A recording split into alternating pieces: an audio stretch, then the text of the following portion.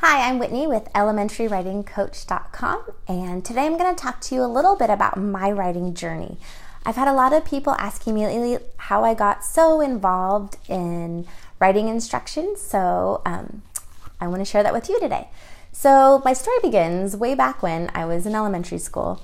I was never really officially taught how to write. I mean, we did grammar and spelling, and I was assigned writing for sure. I wrote paragraphs and stories and stuff, but I never was really taught how to write and how to be a better writer. And fast forward a couple years when I was in high school. I was a senior in high school and I was in AP English.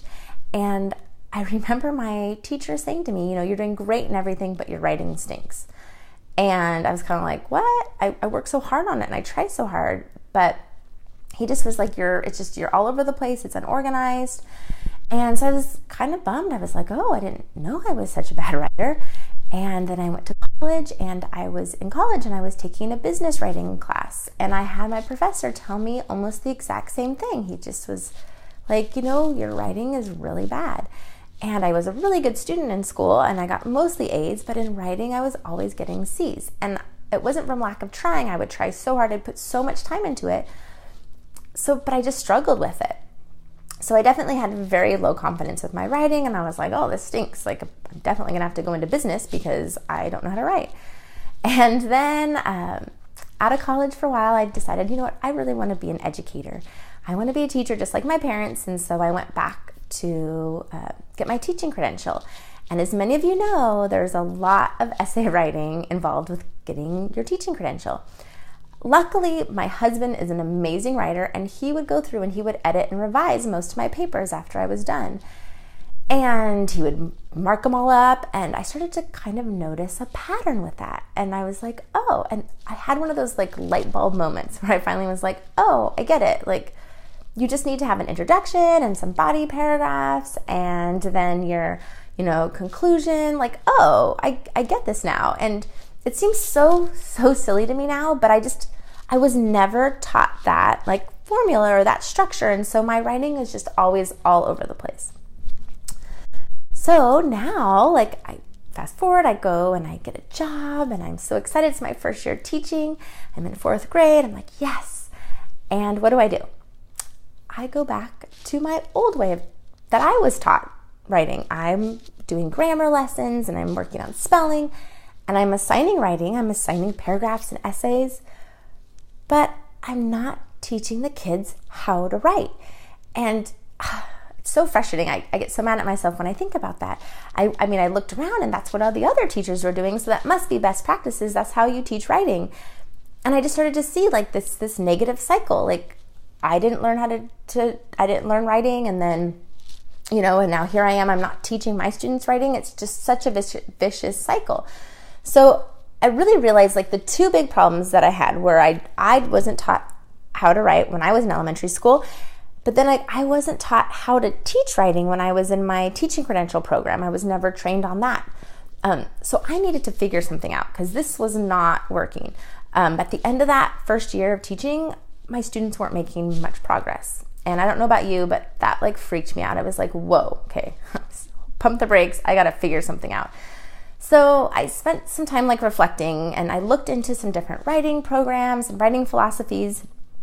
And kind of what I found were that there were two sides to the writing philosophies. It's either super structured writing or so loosey-goosey. It was all over the place. And I realized for me, I needed to find something in the middle, something kind of a blend of the two. And so my solution was I created and developed over time a writing program that kind of blended the two together. And so I had my writing program has about 7 essential elements to it that I think are super, super important for teaching writing and writing instruction. And without these, I feel like a program is lacking something. So I wanted to share with you my 7 elements for a really successful writing program. So the first one is having a designated writing time. Okay, so this doesn't mean squeezing writing in over here, squeezing writing in over there. It means having a writing block chunked out in my plan book that this is when I'm going to be dedicating to writing. Number 2, is some time for that creative writing, that time for kids to write without rules and without structure. And having that time is so important for the kids to have just completely creative flow, to be trying out different writing things. Okay, so a designated writing time for that creative, free-flowing writing without any rules. Number 3, the writing process. That was something else I was never taught, was this writing process. And I fell in love with it. I was like, whoa, it makes so much sense. Like planning everything out ahead of time, pre-writing. Oh, like that's why, like if I never did that, like that's why my stuff was so unorganized. I would just start writing, which that's what most kids want to do. So we need to kind of teach them how to go through the writing process. Number 4 is guided instruction. Okay, we can tell students, hey, write this paragraph, write this, but we need to show them through lots and lots and lots of modeling. And even when we're teaching 5th grade and 6th grade and 4th grade, we assume like, oh, these kids should already know how to do this. And they do to an extent. They know it from the grade before, but now, I mean, hey, they're in the next grade up, we got to be stepping it up. So we need to be modeling that for them, showing them what we want. Number 5, giving my students the tools that they need to help them to be organized, to help them with the writing process. Graphic organizers for pre-writing, for brainstorming, for drafting, revising, editing, just giving them lots of tools to help them to be successful. Number 6, creating authentic writing experiences. This one was kind of took me a little bit longer to figure this one out. And so many times kids are like, when am I ever going to use this in the real world? Well, we need to create experiences in writing that they can see, oh yeah, this applies to the real world. Yeah, I might be writing a blog, or, oh yeah, like there are brochures out there. Instead of just being like, write an essay, write a paragraph, we need to make these experiences authentic to students. And number 7, which I'm very passionate about, is giving students choice in their writing. And this doesn't necessarily mean, they can write about whatever they want. That's great. But however, I do realize sometimes we need to embed science and social studies into the writing, but giving them some choice.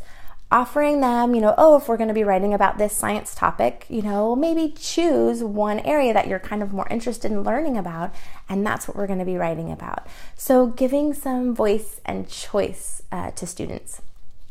So again, my 7 essentials for a writing program are a designated writing time, like a writing block, time for that creative, no rules writing, teaching the writing process, guided instruction, that modeled instruction, tools to support students, number 6, the authentic writing experiences, and number 7, giving students choice in their writing. Well, that was awesome. I got to kind of explain all of my my whole writing journey to you, and you could kind of see how I developed this program that really helps students to grow and develop and be successful writers. And that's what we want. So thanks for letting me share with you today. It's been awesome talking to you. If you haven't checked it out already, you should head on over to my website, which is elementarywritingcoach.com. I'll put a link down below. You can go check it out. And I do have a freebie over there if you want to grab it. And it's a whole lesson pack all on teaching response to text, or that reading response writing. And it comes with a video that you can even show to students about, taking you through the steps of responding to text. There's graphic organizers, there's rubrics, all sorts of different things, and it's totally a complete freebie download for you. So head on over to elementarywritingcoach.com and check it out. All right, I hope you're having an amazing day, and I will talk to you later. Bye.